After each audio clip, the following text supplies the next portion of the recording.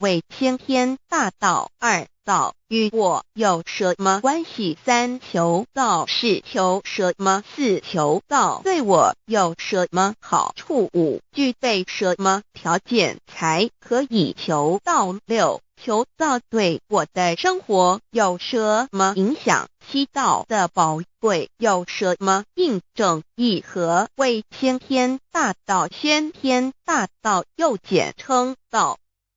我们若仔细地去观察，心窍开悟之后，就可发觉宇宙间森罗万象皆是杂而有序，而自然界万事万物的运转也都有一定的法则。这天地人是万物的真主宰，就是道。道乃在天地生成之前即已存在，故曰先天大道。道者理也，理就是真理。在天地人万物未生以前，道即已存在，而道能生天、生地、生人、生万物万类。在天地人万物毁灭之后，道不会毁灭。道因为无去无来，不生不灭，乃代表着宇宙间亘古不变的真理。道的本体，也就是宇宙自然的本体。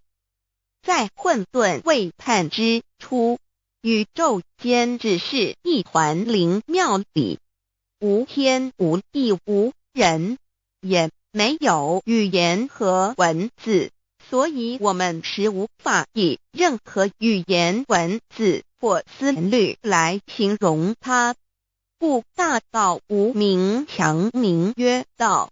我们也是勉强用到这个名词来代表它。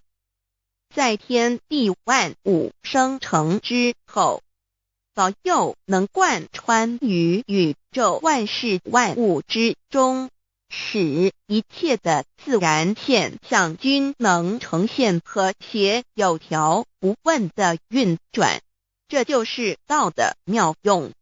道大理为，我们虽然无时无刻离不开道的本体和妙用，却又很不容易去认识它。